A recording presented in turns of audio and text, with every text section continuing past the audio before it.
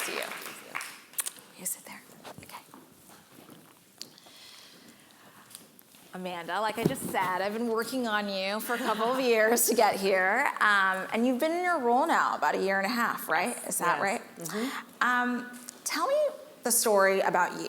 You know, I think many people in the beauty industry, if you didn't know, Amanda started her career at Dior, was working in Clinique.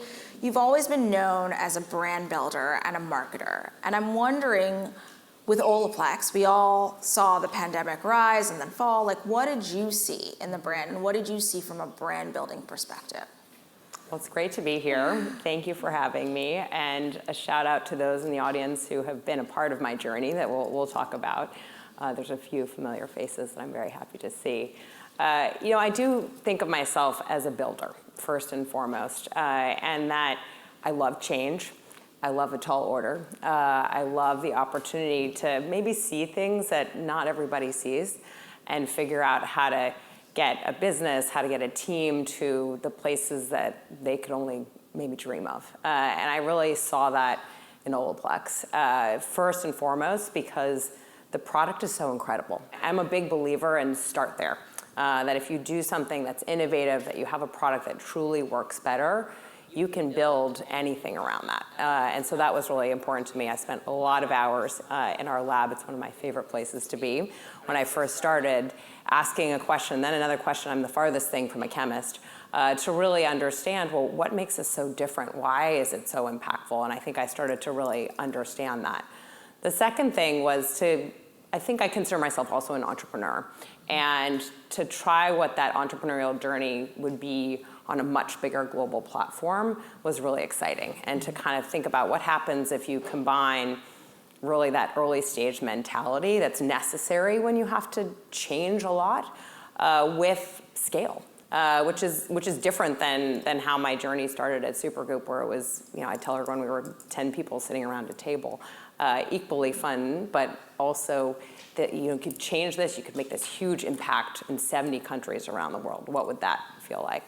And the last thing was a thesis about beauty, and I've been in this industry for 20 some odd years now, and saw a few things that I thought were really exciting about where's the white space. I love the white space. What's going to come next? And prestige hair, I think, is still very, very early in its journey. And one of the statistics that I love most is that if we think about the broader beauty market, about 47% of skincare, makeup, fragrance is sold in prestige. Right.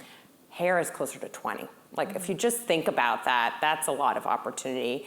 And if you have technology that really can shape and change outcomes and benefits to the consumer, maybe you have a real shot at shifting that category. And the other thing is this convergence, and I think McKinsey pointed out a little bit yesterday about health, wellness, longevity, where is that going? And so, again, I felt like our brand is really well positioned to take advantage of what I think are going to be some big changes that are coming our way. When you think about that startup mentality, but also being a public company, how do you kind of navigate balancing those two? I mean, taking chances and risks is a little bit harder to do when you're public, right? You know, I've always believed that building a great business is building a great business, that my job is really to think about the long term and be very nimble in how we're going to get there. And so I've really, you know, I've been very upfront with my board, with the investors, with my own team, that this is not going to be fast. It's not going to be linear. These kinds of journeys are not 1, 2, 3, poof, and here we go. And so just I think clarity and transparency about that is really important. And the reason I didn't want to be on this stage before now was because I couldn't talk about necessarily the things that we now have put out there about what's the vision for the business over time. And I think once you have that figured out, it's just about just keep going. The number one piece of advice that I'll give to any founder or builder in the room is relentless, just never give up. And I think if you kind of have that, you know where you're going, you're not going to give up, you will get there.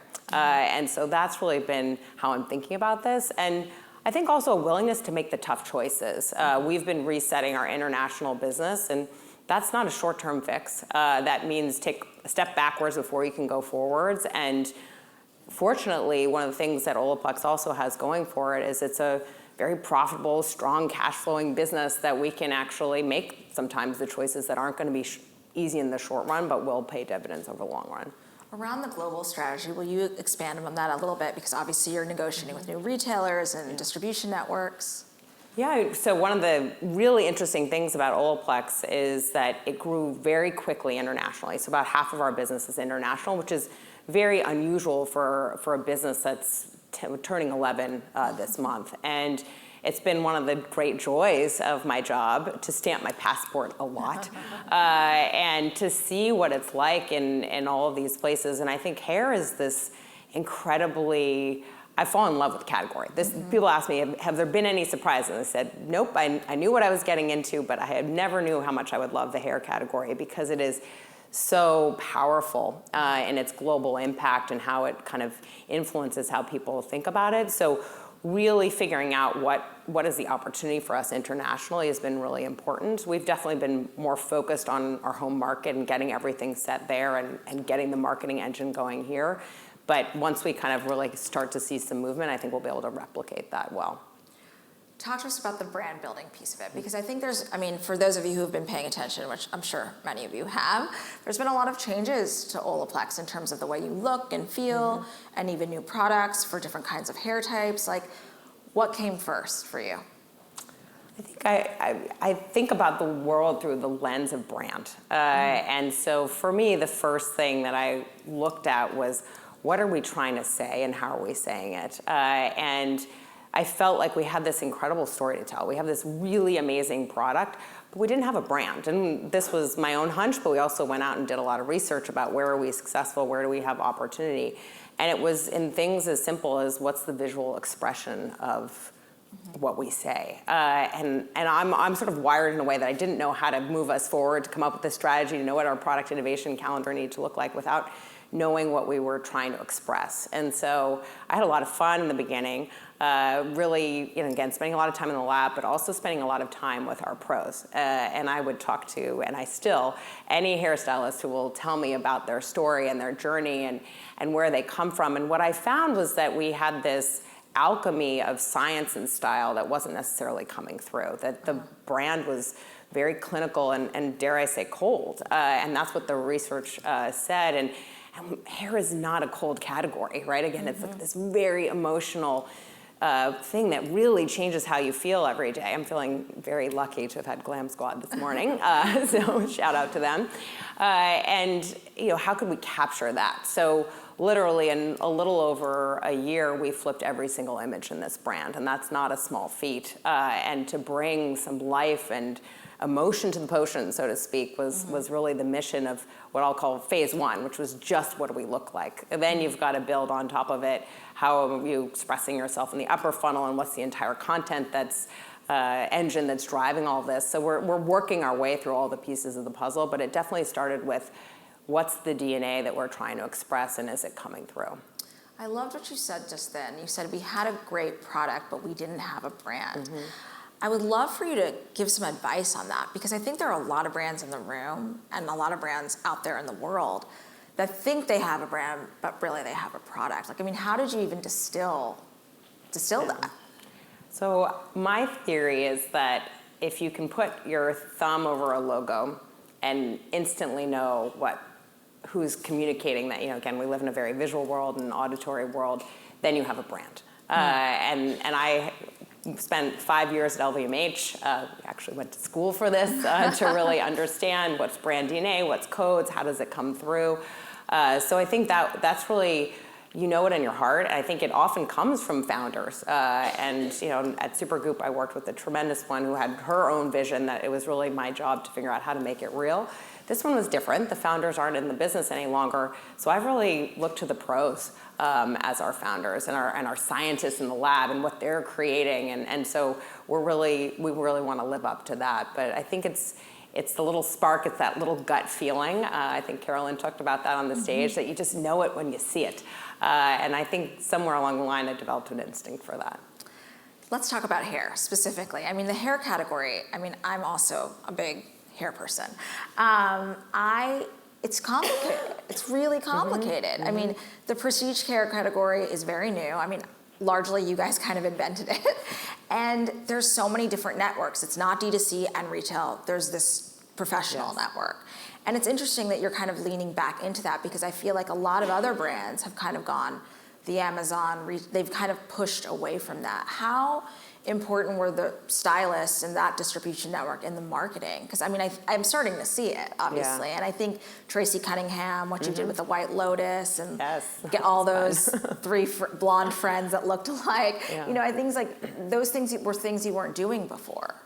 Yeah, but Olaplex would not exist without the pro. And I think one of the things, if you haven't heard the story about how Olaplex actually started, it was this magical potion that was born in the lab, but it became real in the chair. It didn't have any meaning until Tracy Cunningham herself, and she's an incredible inspiration for all of us, tested it out on some of her Hollywood red carpet stars, and really what Olaplex enables is the craft and the artistry of being a pro. That's really what the science does. And so in the most simple terms, if you're turning someone's hair from blonde to black to red to all these things and back again, without Olaplex, you can't do it. And one of the things that I've really loved about getting to know the pro is that they are artists first, and then often entrepreneurs and psychologists on top of that. But they really are artists, and to watch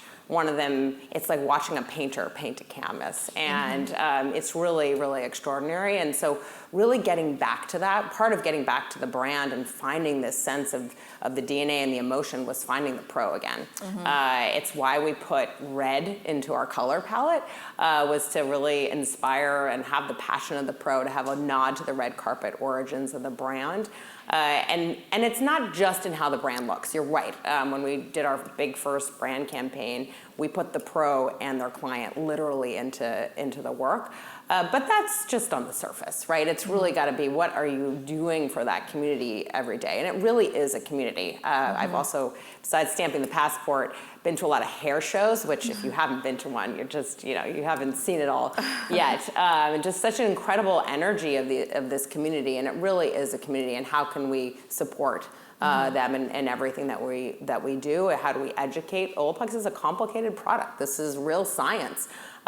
Before this brand, because the product was so incredible, it just kind of grew so quickly that we now get to play catch up and build some of the educational tools and the things that really are needed to continue to scale the business. And last but not least, there is pressure on that community because people are going to salons less often than they were before. They color their hair in a different way. There's a lot longer hair if we look at this audience, the different kind of upkeep. And so how do we create other services that are going to give another reason for somebody to go to a salon? So we launched something last fall called Bond Shaper, which is completely different technology than the original Olaplex technology, that's specifically designed for waves, curls, and coils, because they work in a totally different way. And so you need different technology to really kind of harness their incredible beauty. And we're just about to launch a scalp treatment that's designed just for what happens in a salon and kind of the strains and stresses of what you can see, and how do we kind of really make sure we're supporting the scalp through that. So it's got to come in a lot of different ways, but I feel like it's my mission to do right by this community that Olaplex wouldn't exist without.